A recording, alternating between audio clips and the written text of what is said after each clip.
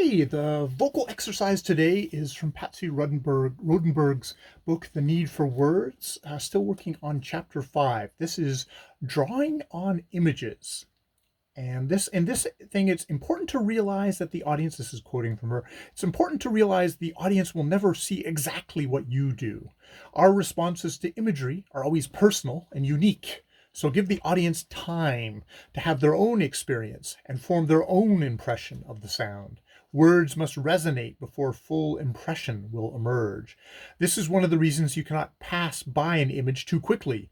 You may also see different pictures every time you speak an image-filled passage. Certainly, an actor who plays Hamlet or Queen Gertrude numerous times during a career will encounter new impressions of the text and its images over and over again. Our response change along with our lives. Here's an exercise to help you feel the richness and imagery in language, and these are kind of given as assumptions that you're going to be doing this with a group, which I'm not going to be. So they've got a speaker speaks a poetic text from a play, poem, or piece of prose to two or more listeners. Obviously, I don't have any listeners, so I guess I've got myself and you, dear camera. The audience notes the images they either imagine or experience so that there is an immediate response to the speaker. The listeners report what they have actually heard, not just heard orally, but heard and known, then compare notes. This normally matches the parts of the text the speaker felt, saw, or experienced in some way. So I'm in the middle of reading the Rdnbrg. Actually, I'm going to do a Thomas Hardy poem that I'm kind of considering from it. So let's just read it out. The Self-Unseeing by Thomas Hardy. Here is the ancient floor, foot-worn and hollowed and thin. Here was the former door where the dead feet walked in. Let me just pause in these things. So ancient floor, foot-worn, hollowed and thin.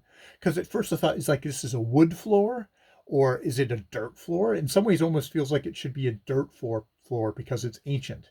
And now here was the former door where the dead feet walked in. So it's almost like this is dirt and we're in a ruin because there's no actual door there. It's a former door. And then where the dead feet walked in, which is a very eerie image of, is that, people of the past, or is it the dead walking? Um, Here was the former door where the dead feet walked in. So it seems to be in the past where people who were able to walk at one time because they were alive are now dead and walking in. She sat here in her chair, smiling into the fire. He who played stood there, bowing it higher and higher. And I mean, bowing, I get that's the image of someone playing like a violin or something with a bow, a cello, something is playing there. And so she sat here in her chair, smiling into a fire. So it's kind of almost like a cozy scene. And he who played stood there, bowing it higher and higher. So there's also, it's cozy scene, but it's also got this kind of a tension thing because he's going rising pitch. So, it's like, oh, it's cozy, but then it goes slightly kind of, and then the final stanza, childlike, I danced in a dream. Blessings emblazoned that day. Everything glowed with a gleam, yet we were looking away. So childlike, I danced in a dream. So it's gone back to kind of that kind of almost a kind of a cozy thing, but it's childlike. So it's not an actual child dancing. It's this narrator who is dancing in a dream. Blessings emblazoned that day. So they set the day on fire. They lit it up, that thing. Everything glowed with a gleam. So you've almost got like, everyone's shining. It's like the angelic presence in a way. But yet we were looking away. And I mean, the poem is called The Self-Unseeing, and we were looking away. It's that whole thing of, you go back, that line, that we were looking away. It's like, we're looking away from this. Like, was it too bright to look at? Was that why it was thing? Or were we self-delusional? Yeah, so those are some of my various thoughts about that poem and all the images in it. And you can see that I've definitely conjured a lot in my mind from what are kind of sort of simple words. So that's me reading it and me also reacting to my reading of it. The second time around, allow the same speaker to work through the text once again. Any member of the group should spontaneously repeat any words or phrases which especially move him or her. There should be an echo back, a choral effect from various voices in the group. Sometimes this feedback comes instantly because the speaker is deeply connected to the language's imagery. At other times, the exercise will need to be repeated because the image and physical richness are still lacking. So yeah, it's like for me, ancient floor, hollowed and thin, dead feet, bowing it higher and higher, emblazoned, glowed, looking away, the self-unseeing, looking away. So that those are the things that kind of vibrate in this poem to me, and there's those things that vibrate in each thing.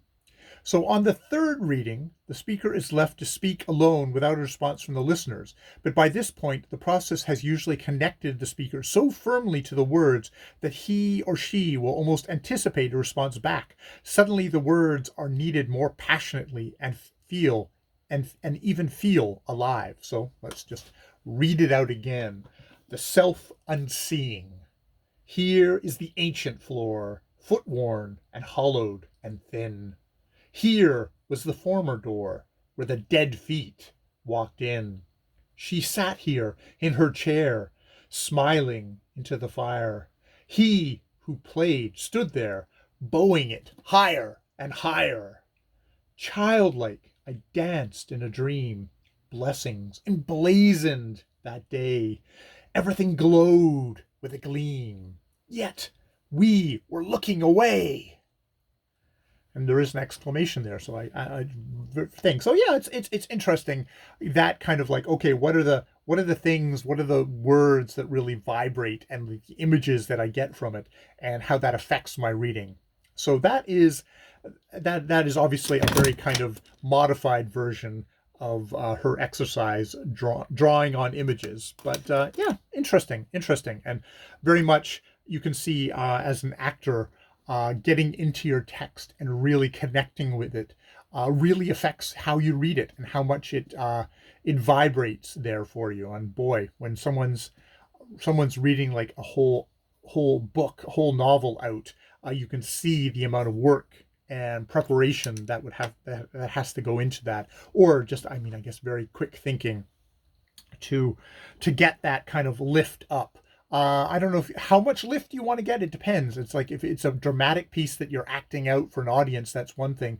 There is a different kind of acting that happens when you're reading an audiobook, which isn't quite so forward, or at least I prefer not to have too much acting from the reader there, but it's interesting. All right, that's my vocal video for today. That is my vocal video for today. More videos later.